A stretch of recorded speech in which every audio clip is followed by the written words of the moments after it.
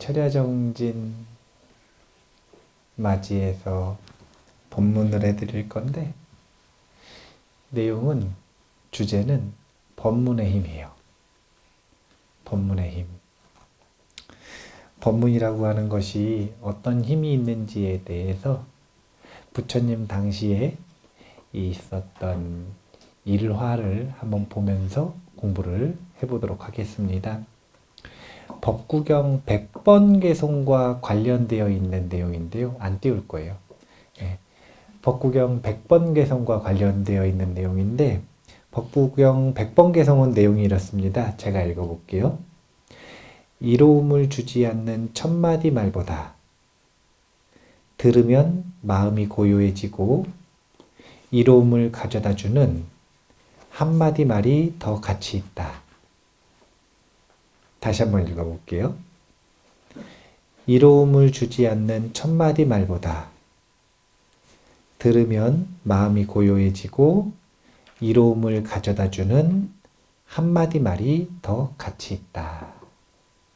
이게 법구경 개송 100번 개송 내용입니다. 그런데 이 100번 개송의 일화가 법문이 가지고 있는 힘을 보여주는데, 상황은 이래요. 망나니가 뭔지 아세요? 네, 사람 목 베는 사람이죠. 혹시 욕하셨어요 방금?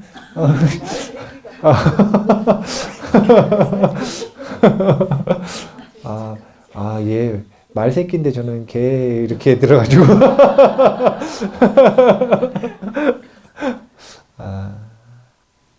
망나니가 죽었어요. 잿다와나가 속해 있는 사와띠에 있는 망나니가 죽었습니다. 그래서 비구들이 모여서, 아주 유명한 망나니였거든요. 한 50년간 망나니한 아주 유명한 망나니였는데, 망나니가 죽었는데 이 망나니가 죽어서 어디에 태어났을까 서로 궁금해하고 있는 거예요. 망나니를 50년 넘게 했으면 참 많이 죽였겠죠.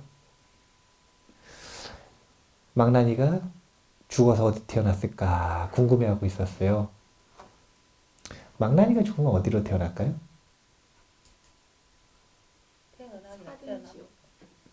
네? 살인지옥. 그럼 1번이네요. 도산지옥. 네. 1번 도산지옥.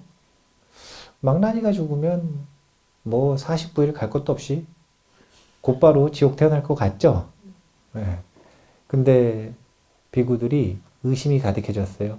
왜냐면 부처님이 오셔서 하시는 말이 뚜시타천, 도솔천에 태어났다고 이야기하셨어요. 망나니는 죽자마자 도솔천에 태어났다. 어떤 일이 있었는지 한번 봐야 되는데요. 이 망나니의 이름이 뭐였냐면 담마다띠까입니다. 담마다띠까. 근데 이 담마다띠까가 무슨 뜻이냐면요. 누런빛, 구릿빛, 누런. 예, 발음이 안 되네요. 구릿빛 누런 이빨을 가지고 있는 사람이라는 뜻이에요. 구릿빛 누런 이빨. 그러니까 이빨이 누렇다 이거죠. 이빨이 누렇다 이거죠. 이 전형적인 망나니 생김새죠. 이제 이 니까야 초기경전 속에 보면은 여러 이름들, 빨리어의 이름들이 나오잖아요. 근데 그 이름들이 대부분 보면은 별명들이에요. 그 사람이 가지고 있는 가장 전형적인 특징. 그걸 별명으로 삼는 겁니다. 그러면 특별한 별명이 없는 분들은 뭘 삼느냐? 보통 지역 이름이나 그 가문 이름을 써요. 그러니까 우리가 지혜제일 누구죠? 사리불. 본명인 줄 아시는데 아니에요. 그냥 가문의 이름이에요. 우리가 그 특징적인 이름을 가지고 짓는데 담마다띠까, 구릿빛 누런 이빨이라는 소리입니다. 이 구릿빛 누린 이빨, 자꾸 누리대. 누런 이빨이 마을로 이사를 왔어요. 근데 이 사람이 뭘 하고 싶었냐면 강도짓이 하고 싶은 거예요. 그래서 그 동네에서 최고 큰 강도단에 가입을 하려고 두목을 찾아갔어요. 거기가 499명이 가입해 있는 강도단이거든요. 그럼 한 명 더 채우면 500명 아니에요. 그게 받아줄 줄 알았는데 두목이 인터뷰 요청을 딱 받아가지고 구릿빛 누런이빨. 구릿빛 빼고 누런이빨로 하죠. 이 누런이빨을 딱 보자마자, 인터뷰를 딱 하려고 보자마자 드는 생각이 이런 생각을 했대요. 이 사람은 아주 난폭하고 잔인하게 생겼다. 그는 어머니의 심장을 도려내고 아버지 목을 따서 피를 받아 마실 수 있는 사람이다. 이런 생각이 딱 들었대요. 그럼 받아줘야 돼요? 안 받아줘야 돼요? 안 받아주기로 했어요. 누런 이빨이 포기할 리가 없죠. 이번에는 두목에게 직접 가서 딜을 하지 않고 두목의 오른팔 부하를 구워 삶았어요. 그래서 다시 한번 얘기해달라. 그래서 다방면으로 노력을 해가지고 결국은 강도단에 들어갔습니다. 그런데 뭔가 좀 운이 안 좋은가 봐요, 이 사람이. 사람들 중에 꼭 보면 그런 사람이 있어요. 자기가 들어가면 회사가 망한대요. 잘 되던 사업도 자기가 손대면 망한대요. 우리 도반생님 중에 있거든요. 출가를 하셨는데 결국은 출가해서만 괜찮고 그 전에 출가하기 전에 했던 모든 사업들이 잘 되던 거 인수해도 망하고 잘 되는 회사 들어가도 망하고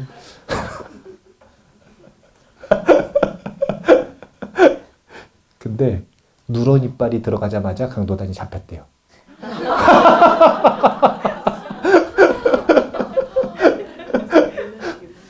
그래서 500명을 광장에 모아놓고 이제 공개 처형을 하려고 하는데 500명을 다 죽이려고 그러니까 이게 좀 힘이 들어야 안 들어요.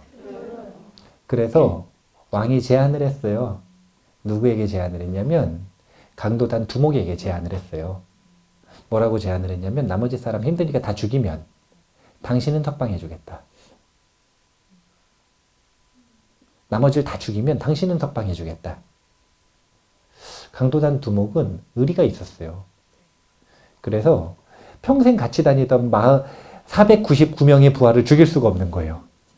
그래서 내가 죽겠다 그냥 거절했어요. 둘째한테 물어보고 셋째한테 물어보고 499번째한테 물어봤는데 전부 거절한 거예요. 근데 막내가 있죠? 막내 누런 이빨한테 물어봤더니 웃더니 자기가 하겠대. 자기가 하겠대요. 누런 이빨을 이렇게 드러내고 웃더니 자기가 하겠대요. 그리고서 499명을 죽였어요. 그리고 석방을 당했다고 할 수 없고 뭐라 그러죠? 석방됐죠. 그런데 약간 이게 흉신, 악살 뭐 이런 건가 봐요. 이 사람이 다 499명을 죽이고 나니까 일주일 뒤에 또 강도단 하나가 잡혔어요. 이번엔 400명짜리 강도단이라. 근데 또 죽이려고 그러니까 힘들잖아요. 물어보기도 귀찮고 그 누런 이빨 불러라. 그래서 일주일 뒤에 또 와가지고 400명을 또 대신 죽여줬어요. 그러니까 국왕이 생각을 하기를 칼 쓰는 실력이 보통이 아니거든요. 한 방에 내리시면 한 방에 목이 잘리는 거예요. 그러니까 아예 제안을 했어요. 우리나라 전문 망나니를 하는 게 어떻느냐. 그래서 망나니가 된 거예요. 누런 이빨이. 그런데 이 누런 이빨이 54년 동안 망나니 짓을 했답니다. 그런데 54년 동안 했으니까 이때가 10대 후반이나 20대 초반이라고 쳐도 54년을 했으면 60, 거의 70 가까이 되는 거 아니에요. 70 가까이 되니까 이제 칼 휘두를 힘이 별로 없으니까 어떻게 되는 거냐면 한 번, 두 번, 한 세 번쯤 휘둘러야 목이 잘리는 거예요. 잘 생각을 해보세요. 흉악죄인이 아니면 고통을 최대한 많이 주고 죽음을 맞이하게 할까요? 아니면 최대한 고통 없이 죽이려고 할까요? 예, 이제 나라마다 흉악죄인들을 다루는 방법이 있어요. 우리 친척 중에 맨날 가면은 욕을 잘 하시는 친척이 있었는데 이분이 맨날 육실할 놈, 육실할 놈 그랬었는데 그때는 그게 무슨 뜻인지 몰랐거든요. 나중에 알고 보니까 이 사지 전부를 따로따로 밧줄을 묶어서 말한테 묶여가지고 전부 다른 방향으로 뛰게 한대요. 그러면 사지가 전부 뽑히겠죠? 그렇게 해서 처형을 당하는 게 육시랍니다. 육시할 놈. 육시할 놈. 근데 이런 죄는요, 보통 어떤 죄냐면 반역죄예요. 보통 반역죄. 가장 극형은 반역죄예요. 인도에서는 극형이 뭐냐면요, 코끼리한테 술 먹어서 풀어놓습니다. 광장에서. 가운데다 딱 놓고 코끼리한테 발표 종료. 이게 보통 반역자들에게 하는 극형이에요. 이런 경우 빼놓고는 한 방에 깔끔하게 고통 최대한 없이 죽음을 맞이하게 해주는 게 왕으로서도 정치를 잘하는 거 아니에요. 나라를 잘 다스리는 거잖아요. 그러니까 이제 쓸모가 다한 거예요. 망나니로서의. 근데 망나니가 사람 죽이는 사람이라는 거 아시죠? 예. 그럼 사람을 그래 잘 죽이면 말 듣겠어요, 안 듣겠어요? 예. 그래서 말 안 듣는 사람 망나니라고 하죠, 요즘? 망나니 같다 그러죠? 요사오는 개차반이 있습니다.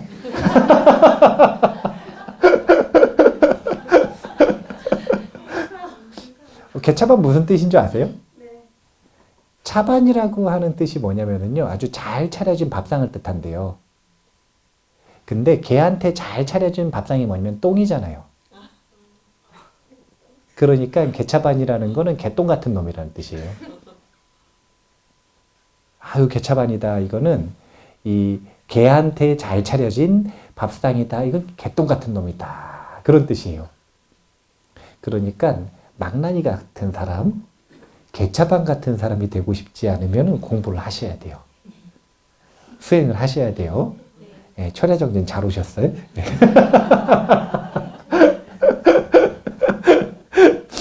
그런데 이 누런 이빨이 그래서 이제 직업을 잃게 된 거예요. 그런데 뭐가 있냐면 이 망나니 짓을 하면 이거 지금 좋은 직업이에요? 3D 직업이에요? 3D 직업. 생각해 보세요. 저기 묘화버부님이 어제 오늘 대나무를 엄청 잘랐거든요. 대나무를 엄청 잘랐어요. 근데 대나무 자르는데도 힘들어요, 안 힘들어요? 목 자르려고 그래봐요. 얼마나 힘들겠어. 강도단이라도 잡히면 몇백 명씩 잘라야지. 하루에 평균 한두 명씩 계속 죽여야지. 그러면은 얼마나 힘든 일이에요. 그러면은 국가에서 이 인재를 보호하기 위해 특혜를 좀 줄까요, 안 줄까요? 그래서 망나니 짓을 하면서 누리고 있었던 4가지 특혜가 있었어요. 누런 이빨이. 첫 번째는 뭐냐면 매일 새 옷을 줍니다. 왜냐면 피가 묻잖아요. 그러니까 처형을 하고 나면 매일 새 옷을 줘요. 두 번째는 항상 신선한 버터 기름을 넣은 우유죽을 원하는 만큼 줍니다. 그리고 세 번째는 자스민 꽃을 항상 주고요. 향수 때문에 그렇겠죠. 그리고 마지막은 아주 직접적인 그냥 향수를 줘요. 피냄새 없애려고요.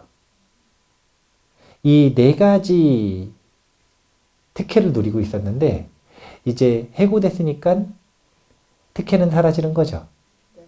그런데 자기가 해고됐음에도 불구하고 맨날 54년 동안 봤던 거니까 너무 당연하게 하인을 불러가지고 네 가지를 가져오라 그랬더니 하인이 그래도 마지막으로 갖다 줬어요. 그러면은 이제 마지막 특혜를 자기가 받고 있는 걸 알고 있잖아요.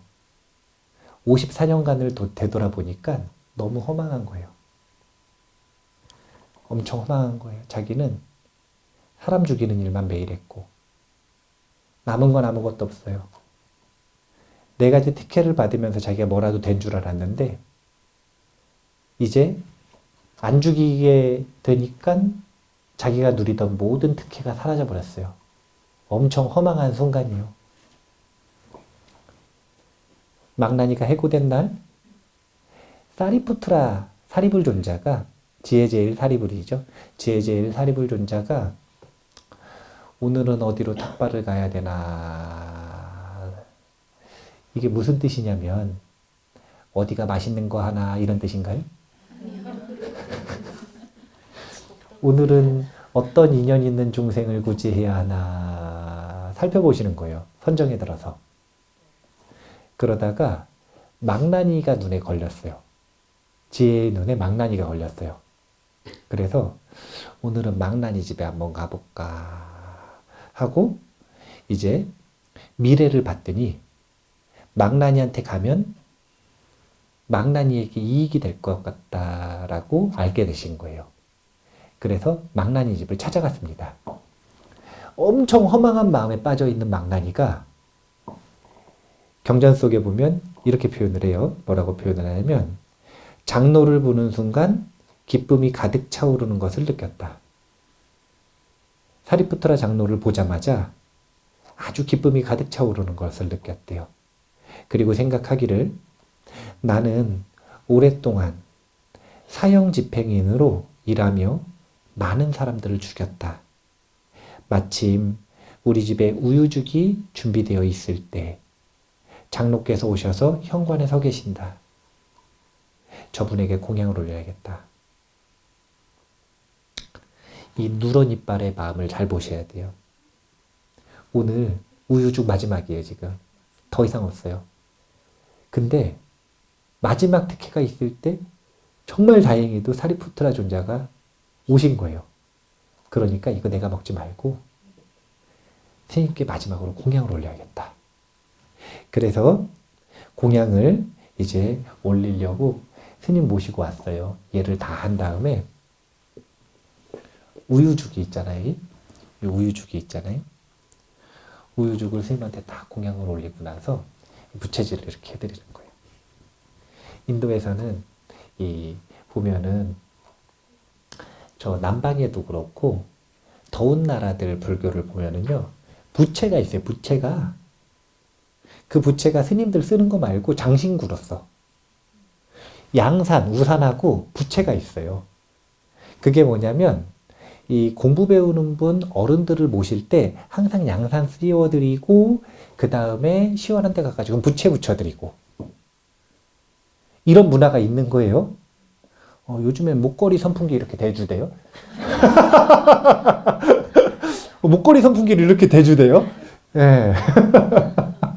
근데 이렇게 부채를 붙여드리는데 70노인이라 부채를 이렇게 붙여드리는데 칼질하던 손으로 이렇게 부채를 붙여드리는데 사리불 존자가 우유를 이제 주육을 딱 드시려고 딱 열었는데 침이 꼴딱꼴딱 삼켜지는 거예요. 자기도 먹고 싶은 거라. 그러니까 사리불 존자가 이 침 넘어가는 소리를 들으셨나 봐. 자네도 같이 먹게. 그리고서 부채질 이제 하는 걸 그만두게 하고 우유죽을 이제 같이 먹었단 말이에요. 이 배가 부르니까 또 열심히 일어나가지고 부채질을 막 하는 거예요. 그러니까 부채질 그만하고 이리 와 앉으라고. 그리고 설법을 해주시는데 설법을 한참을 해주시는데 이 누런 이빨이 설법에 집중을 못하는 거예요. 설법을 잘 알아듣지도 못하는 거예요. 너무 듣고 싶은데 듣지도 못해, 알아듣지도 못해, 이해도 못해, 졸리기만 졸려. 오늘 지금 자기가 마지막으로 특혜가 있을 때 공양 올릴 수 있는 마지막 기회에 와서 기뻤는데 공양 올리려까지 기쁘게 했는데 설법은 못 듣겠는 거예요. 그래가지고 사리푸트라 존자가 물어요. 왜 이렇게 집중을 못하는가? 그러니까 이 누런이빨이 하는 이야기가 자기가 54년 동안 사람만 죽여서 그런지 법문을 들으려고 앉았는데 자꾸 사람 죽인 일만 떠오른대요. 그게 너무 마음을 심란하게 해가지고 도저히 법문에 집중을 못하겠대요. 지금 엄청난 죄책감에 사로잡혀 있는 거죠. 네. 우리가 무엇인가 악업을 저질렀을 때 가지고 있는 업장이라고 하는 건 이렇게 무엇인가 자신이 사로잡혀 있는 것, 강렬하게 사로잡혀 있는 감정, 그것을 통해 발현됩니다. 이거 해결하지 못하면 안 되는 거예요. 사리푸트라 존자가 이 사람한테 방편을 써줘야겠다. 이렇게 생각을 했어요. 그래서 이렇게 질문했습니다. 뭐라고 질문하셨냐면 54년 동안 사람을 죽였다고 했는데 그 일은 그대가 자신이 하고 싶어서 한 것인가 아니면 누군가 시켜서 한 것인가. 그러니까 왕께서 시켜서 했습니다. 라고 답변을 했어요.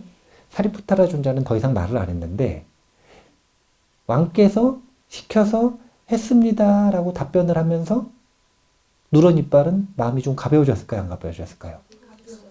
그러니까 사로잡혀 있었던 것에서 좀 벗어난 거예요. 마음이 안정되기 시작한 거예요.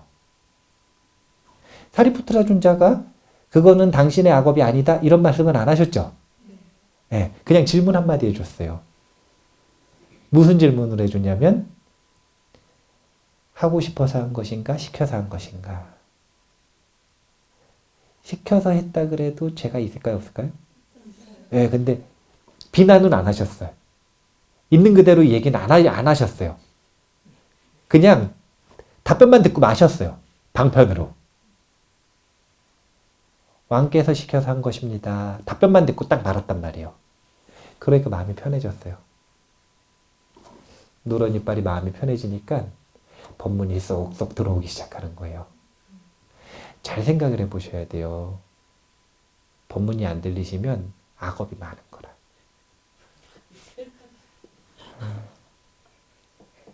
법문이 많으면 그래 말이 많죠. 예. 이 법문이 안 들리면 악업이 많은 거예요. 왜 안 들리냐면 다른 것 때문이 아니라 장애가 많기 때문에 그런 거예요. 그리고 그 장애는 다름이 아니라 시박, 살생투도 사음이라고 하는 것에서 시작되는 신삼구삼의사라고 하잖아요. 천수경 속에 있는 시박. 그 시박이 바로 장애를 만드는 거예요. 기도하는데 집중이 안 된다. 수행하는데 앉기만 하면 존다. 공부하는데 머리 하나도 안 들어온다. 책 읽는데 한 페이지 읽고 다음 페이지에 가면 잊어버려가지고 다시 가야 돼. 이건 그냥 악업의 장애가 많은 거예요. 그리고 악업의 장애가 많으면 그 사로잡혀 있는 것에서 벗어나지 않는 한 수행이 성과가 있기가 어려워요. 그래서 참회를 열심히 하셔야 돼요. 자력으로는 참회기도 열심히 하시고 타력에 의지할 때는 이제 어디서 생전 예수제를 한다든지. 생전 예수제가 뭔지 아세요? 이 음력하고 양력하고 틀려가지고 한 달씩 붕 뜨는 달이 생긴다대요. 윤달이요? 윤달? 예, 윤달 없는 달 아니에요. 음력으로 치면. 그러면은 그때 이 한 달의 시간을 자기 천도제를 미리 지내자 이거예요. 삶에서 없는 시간이니까 미리 그 시간에 딴 거 하지 말고 수행해서 자기가 죽었을 때 천도받을 수 있는 공덕을 미리 지어놓자 이거예요. 그래서 하는 게 생전예수제거든요. 어디서 생전예수제를 한다 그러든지 아니면 어디서 천도제, 합동천도제를 지낸다고 한다든지 그러면 그렇게 타력에 의지해가지고 또 참여를 할 필요도 있어요. 무엇인가 마음에 걸려있으면 공부를 못해요. 그러니까 깨끗해지셔야 돼요. 청정해지셔야 돼요. 그렇게 청정한 마음으로 공부를 해야 어떻게 되는 거냐면 누런이빨처럼 되는 겁니다. 누런이빨은 마음이 안심돼가지고 법문을 듣다가 수다원가를 얻었어요. 망나니가 오늘 그만 듣는데 법문 처음 들을 때 계속 졸기만 하다가 마음이 좀 편안해지니까 법문 잘 들어가지고 수다원이 됐대요. 이 망나니는 어떻게 됐을까요? 아, 맞다. 아, 얘기했네요? 아, 맞다. 얘기를 했어요, 벌써. 예. 그런데 왜 도솔천에 가게 됐느냐? 수다원가를 얻고 밖에 나갔다가 스님한테 뭐 좀 더 드린다고 밖에 나갔다가 이 귀신 들린 들소한테 치여가지고 죽은 거예요. 그날 죽었어요, 그날. 법문 듣고 곧바로 수다원가 얻고 곧바로 죽었어요. 근데 왜 귀신 들린 들소한테 치여 죽었는지 궁금하지 않으세요? 아니에요. 이유가 있거든요. 여기 4명이 있어요. 경전 속에 보면 이렇게 깨닫는 직후에 죽는 4명이 있어요. 경전에 4명의 이름이 나오거든요. 누구냐면은 이 따까실라의 왕이었다가 출가한 뿌꾸사띠라고 하는 존자가 있는데 아나함 되자마자 죽어요. 아나함이 되자마자 죽어요. 바이야 다루찌리아라고 하는 사람도 깨닫자마자 죽어요. 또 망나니 땀바 다띠까 누런이빨도 깨닫자마자 죽어요. 그리고 문둥이였던 숫바붓다라고 하는 존자도 깨닫자마자 죽어요. 이 4명이 왜 죽게 됐는지는 이따가 시간 보고 이야기를 해드리도록 하겠습니다.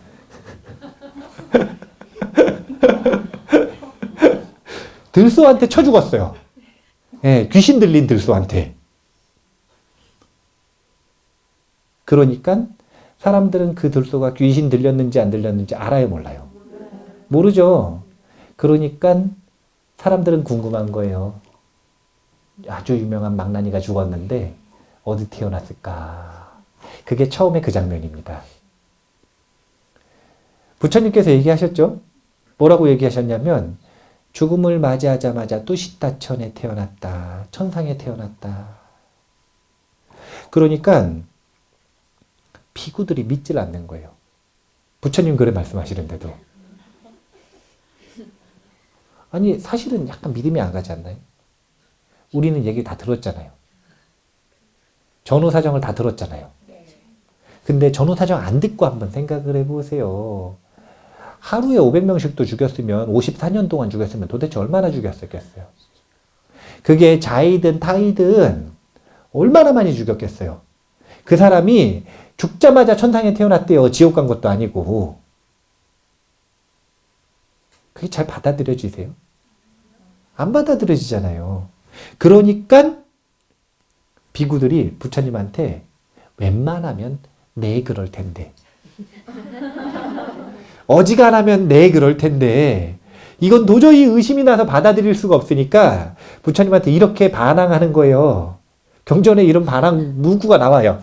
뭐라고 하냐면 부처님이시여 법문에는 그런 놀라운 힘이 없고. 잘못 읽은 거 아니에요? 예, 저도 경전 읽다가 이거 잘못 읽은 줄 알았거든요. 근데 여러 번 확인해 보니 또 잘못 읽은 게 아니더라고요. 부처님이시여, 법문에는 그런 놀라운 힘이 없고 이 사람이 저지른 악업은 크고 많은데 어떻게 그렇게 짧은 시간에 법문을 듣는 것만으로 특별한 복덕을 얻을 수 있습니까? 이렇게 질문하는 거예요. 처음 구절이 법문에는 그런 놀라운 힘이 없다 이거예요. 부처님께서 이렇게 얘기하십니다. 비구들이여, 내가 설한 법문은 짧든 길든 간에 놀라운 이익을 가져온다. 짧다고 하찮게 여기지 말라. 한마디 법문도 이로움을 가져다 주기 때문에 거룩한 것이다. 아까 따까실라의 왕 뿌꾸사띠라고 하는 또 다른 인물이 있다 그랬죠. 이 인물도 유명한 인물이에요. 이 인물이 어떤 인물이냐면요. 부처님 처음에 깨달음 얻으시고 아직 이 많은 제자들이 없을 때 초반의 이야기인데, 이 따까실라의 왕 뿌꾸사띠가 이 빈비사라 왕과 친교를 맺으면서 이 37조도품과 다양한 경전들이 금으로 이 새겨진 액자를 선물로 받았대요. 근데 그 액자를 딱 선물 받아가지고 경전 내용을 보다가 너무 신심이 난 거예요. 그래서 바로 출가를 했대요. 왕이 버리고 곧바로 출가를 했대요. 이게 우리나라 감성에서는 안 느껴지시죠? 우리나라 감성에서는 이해가 좀 안 되시죠? 예. 우리나라 감성에서는 이해가 안 될 수밖에 없어요. 인도에서는 당시에 수행자라고 하는 직업이 굉장히 워너비 직업이에요. 워너비. 굉장히 존귀하고 할 수만 있으면 수행자 하고 싶은 그런 직업 중에 하나예요. 그런 신분이에요. 사람이 모범적으로 인생을 살아가는 4가지 시기 중에 반드시 포함되는 수행자라고 하는 시기가 있는 거예요.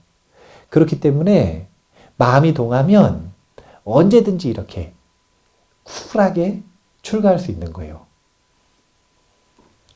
근데 요 뿌꾸사띠가 출가를 해가지고 이제 뿌꾸사띠라고 불리는 건데, 부처님하고 너무 머니까 한 번도 부처님을 뵙지를 못한 거예요. 열심히 부처님 말씀 가지고 수행을 하는데 한 번도 직접 뵙지 못한 거예요. 그래서 부처님 만나 뵈러 가던 길에 부처님을 만났어요. 어떻게 만났냐면, 부처님께서 이제 유행을 떠나시다가 소나기가 와가지고요, 밤에 어느 집 마구간을 빌려가지고 잠깐 쉬어 가시려고, 그때 당시 아주 유명하시지 않을 때니까 고타마 시탈타, 석가모니 붓다라는 거 몰라요. 그냥 수행자가 와서 이야기를 하니까 젊은 수행자요, 선객이 있는데 괜찮으십니까? 괜찮다 그러니까 서로 합의하에 합방을 한 거예요. 그런데 이 사람이 딱 보니까 아주 신심 깊은 수행자거든요. 뿌꾸사띠가. 그래가지고 뿌꾸사띠에게 이것저것 물어봐요. 그리고 뿌꾸사띠도 석가모니 부처님한테 석가모니 부처님인지 모르고 이것저것 물어봅니다. 그러다가 상황이 어떤 상황이냐면은 우리 노스님한테 자주 발생하는 상황인데, 우리 노스님한테 명절 때가 되면은 비구 스님들이 인사로 온단 말이에요. 그러면 비구 스님들이 인사로 와가지고 노스님하고 한참 대화를 나누고 질의응답을 한 다음에 노스님이 물어보세요. 그래서 수행자 스님은 은사 스님이 누군고? 물어보세요. 그럼 그 스님이 그런단 말이에요. 스님입니다. 스님 상자라. 노스님 상자라.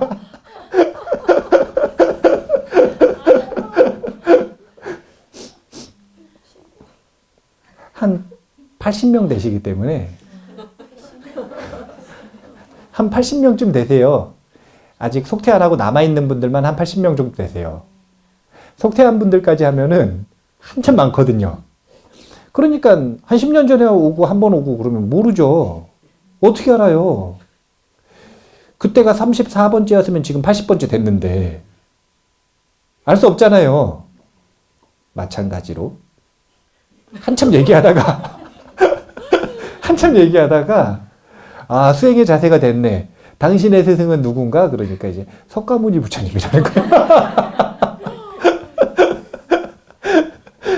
그래서 본인이 부처님이라는 얘기는 안 하시고 이제 그 가지고 있는 의문들과 수행의 과정을 전반적으로 설명을 잘 해주세요. 그러니까 이 뿌꾸사띠가 설법 한번 딱 듣고 그 자리에서 안함이 되는 거예요. 그래서 공양 올리겠다고 안함이 딱 되고 나니까 이분이 석가모니 부처님이라는 걸 알아가지고 알게 됐대요. 그래서 공양 올리겠다고 나가가지고 마차 치여서 죽는 거거든요. 여기도 역시 귀신 들린 마차에 치여서 죽는 거예요. 이분들은 왜 그랬냐면은 넷이 전생이 있어요. 이 네 분이 전생이 있어요. 그 전생이 뭐냐면 넷이 부잣집 아들이었는데 이 피크닉을 간 거예요. 동산으로. 아무도 없는. 그 나라에서 제일 이쁜 기녀를 사가지고 이 하루를 잘 놀겠다고 동산을 간 거예요. 그래서 잘 놀았어요. 잘 놀고 나서 돈을 다 줬는데 돈이 아까운 거라. 그래서 한 명이 제안을 해요. 뭐라고 제안을 하냐면 여기에는 우리 말고 아무도 없다. 우리가 기생에게 준 돈 1000냥과 기생이 몸에 지니고 있는 보석도 뺏고 죽여서 묻어버리고 도망가자.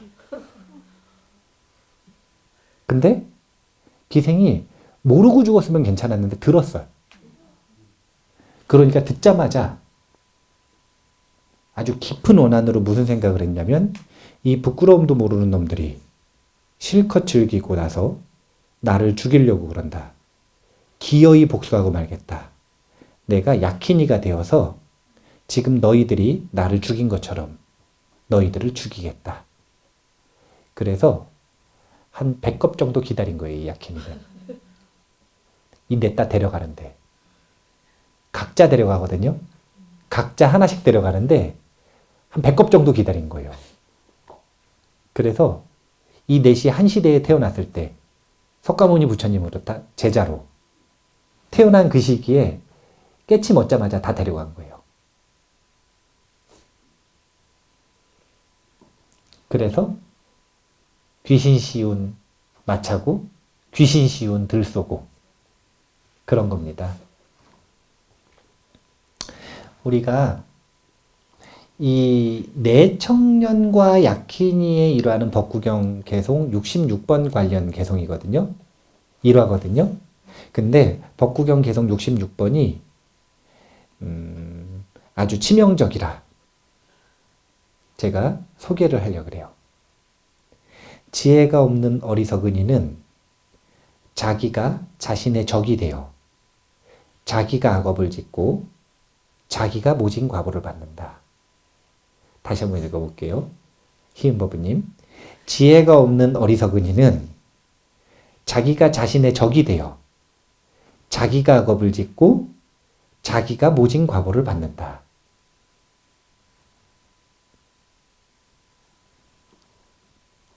오늘 법구경 개송 2가지입니다. 정리해보면 이런 거예요. 누런 이빨이 착하게 살았나요?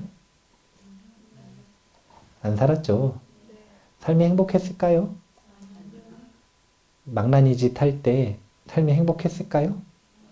4가지 택해 누린다고 매일 새우 주고 우유죽 주고 자스민 꽃 주고 향수 준다고 하인도 부릴 수 있고 사람들 자기 위해해주고 그런다고.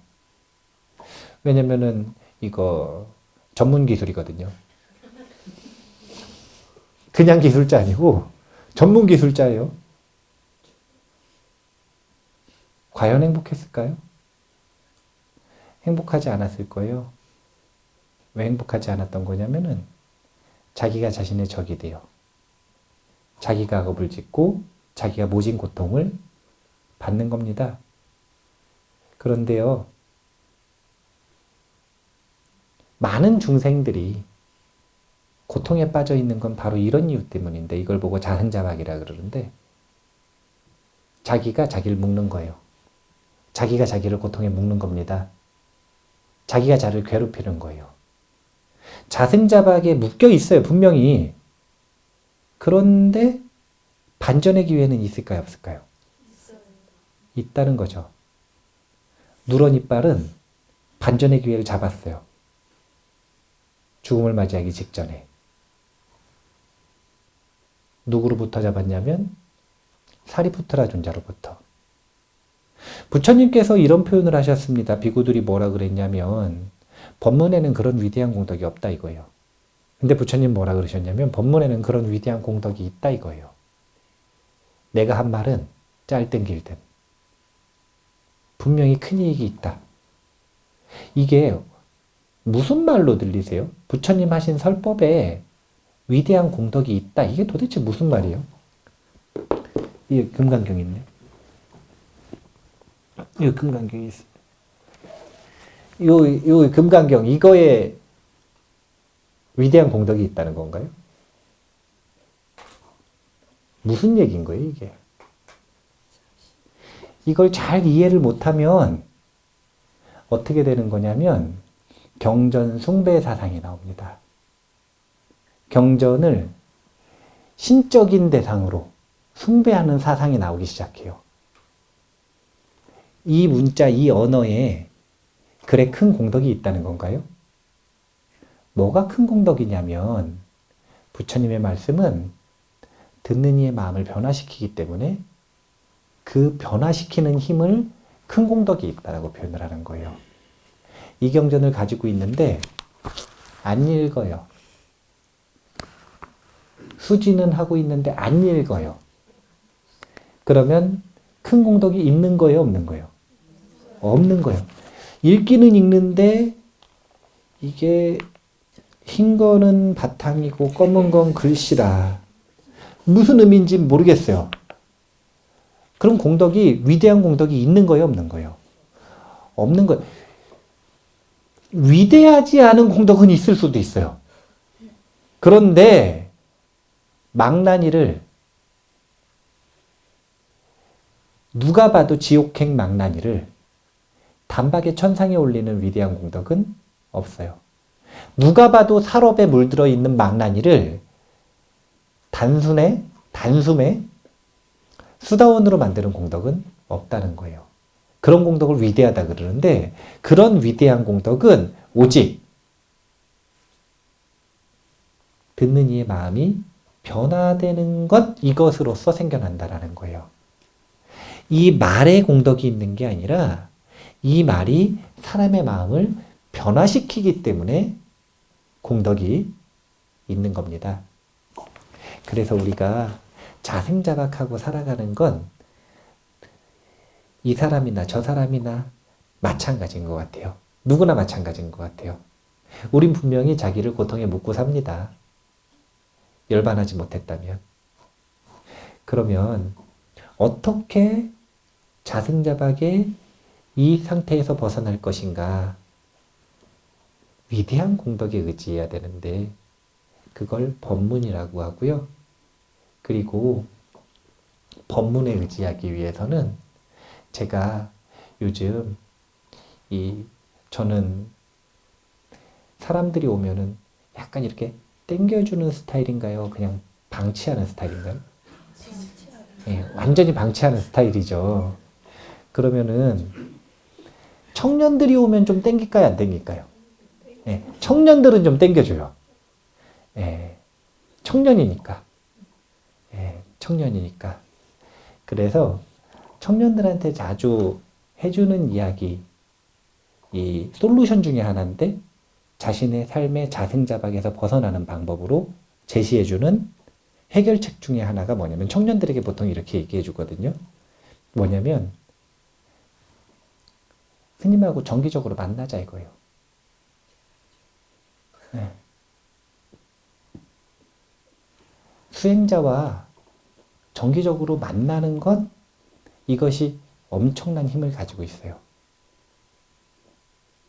이유는 다른 게 아니라 그래야 법문의 힘을 본인이 활용할 수 있기 때문에 그래요.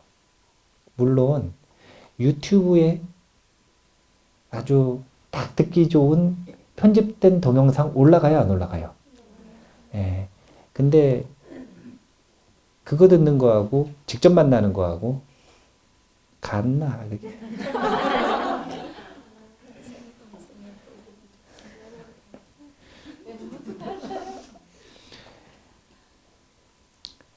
수행자가 가지고 있는 힘이라고 하는 건 두 가지 힘이 있어요. 하나는 언어적 가르침, 그리고 두 번째는 비언어적 가르침.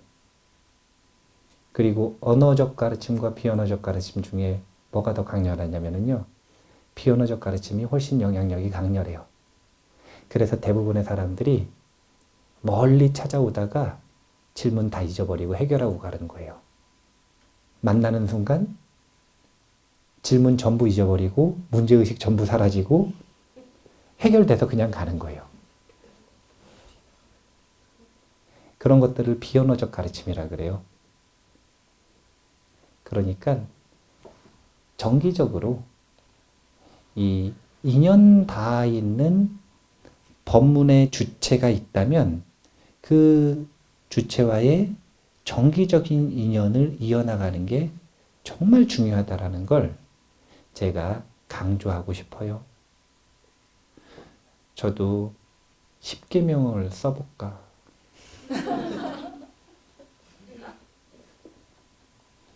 그러면 사이비가 되니까 안 되고요. 10계명 중에 이 인용을 하고 활용을 하고자 하는 것 중에 하나는 지난번 자등명철야에서도 한번 언급을 했지만 주의를 지키셔야 돼요.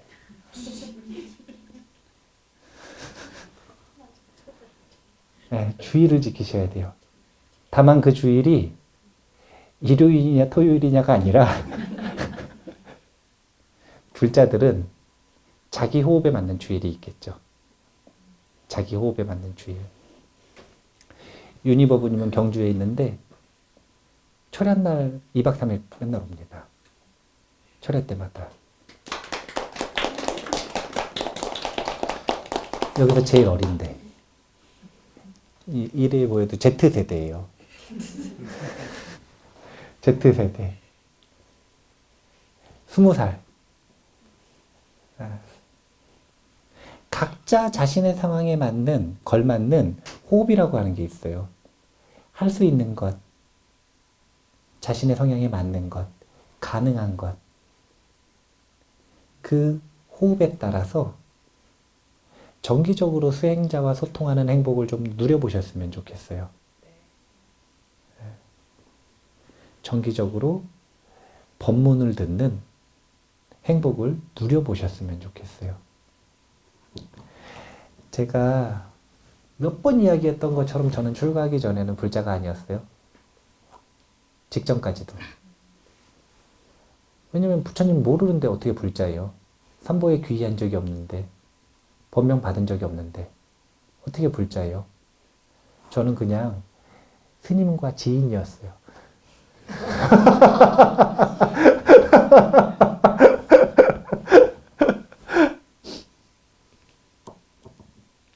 그것도 뭐 자주 연락하고 자주 만나고 이런 것도 아니에요. 한번 뵙고 나서 그 다음부터 그냥 방학 때 한 달씩 가 있었어. 평소에 연락 한 번도 안 하다가 평소에 연락 한 번도 안 하다가 방학만 되면 그냥 한 달씩 가 있었어요. 선생님 어디 계시냐고. 그래서 그 절이 어디든 가서 한 달씩 있었거든요. 그러면 한 달 동안 거기는 그 스님이 친절하셔. 저처럼 불친절하지가 않거든요. 그 스님 얼마나 친절하시냐면은 오면 차를 다 주세요. 밤새.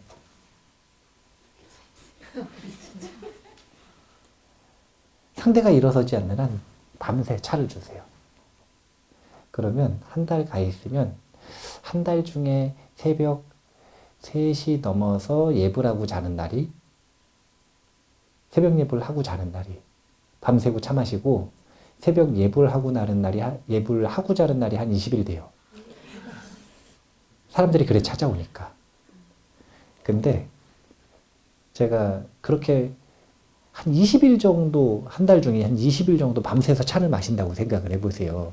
그럼 정신이 정상이에요? 약간 몽롱해요? 약간 몽롱한 상태에서 사람들이 이제 한 10일쯤 지나가면 누가 왔는지도 관심이 없어요. 무슨 얘기하는지도 관심이 없어요. 왜냐하면 누가 왔는지는 원래 관심이 없고 하는 말은 똑같거든요. 남녀노소 상관없어요. 하는 말은 똑같아요. 힘들다는 거고 어떻게 하면 되냐는 거고 말해주면 말 안 듣는 거고요. 패턴이 똑같아요. 그래서 한 달이 딱 지나갈 때쯤 되면은 제가 드는 생각이, 아니, 저 사람들은 왜 이렇게 힘들게 살까?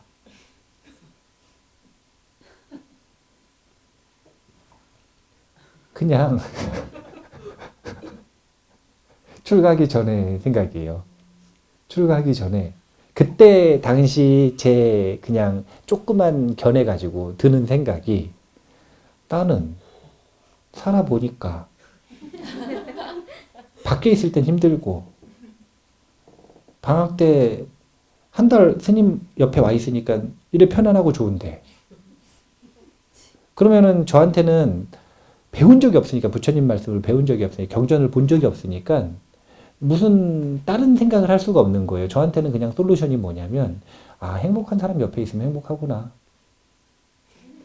아, 편안한 사람 옆에 있으면 그냥 편안하구나. 이게 솔루션이었어요, 저한테는. 그때 당시에. 그래서 저 사람들은 힘들다 그러면서 어차피 갈 거면서 내일. 제가 한 달 동안 보니까 질문하고 말하고 예도 안 하고 가요, 예. 예스도 안 하고 간다는 거예요.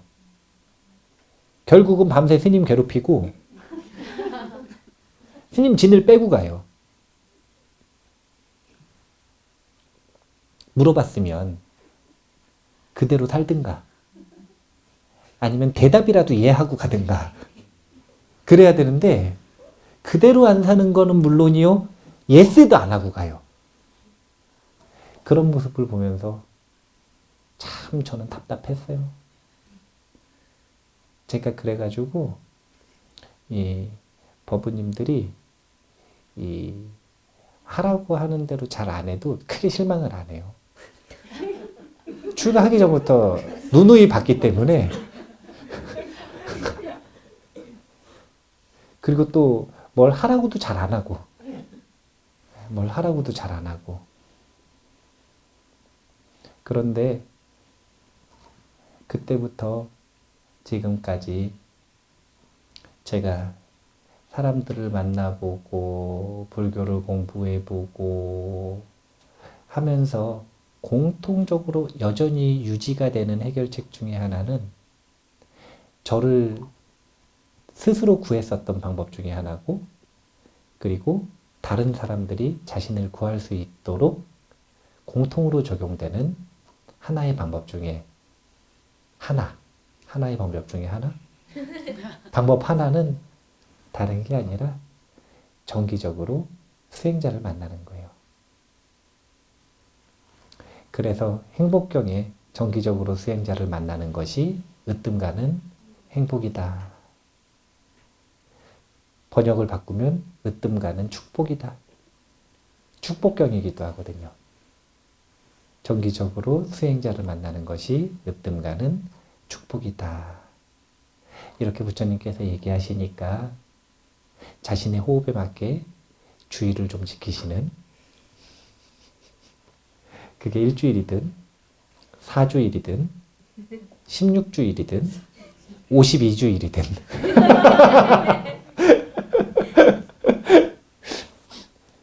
몇 주 간격인지 모르겠으나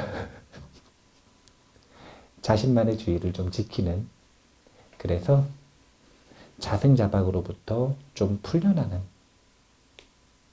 법문의 위대한 힘을 꼭 체험해 보셨으면 좋겠는 그런 마음을 가지고 오늘 법문 내용을 준비를 했고요. 그리고 법문을 했습니다. 제가 오늘 말투가 좀 조근조근해서 졸리셨을 거예요. 그런 날도 있는 거죠, 뭐.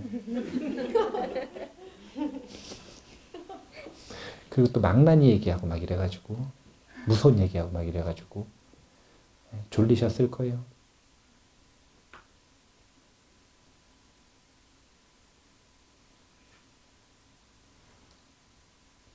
그렇게 졸리고 나면 깨거든요. 네. 이제 깼죠? 네. 제가 잠 깨워드렸네요. 자, 그러면은 오늘 법문은 이걸로 마치는 걸로 하고요.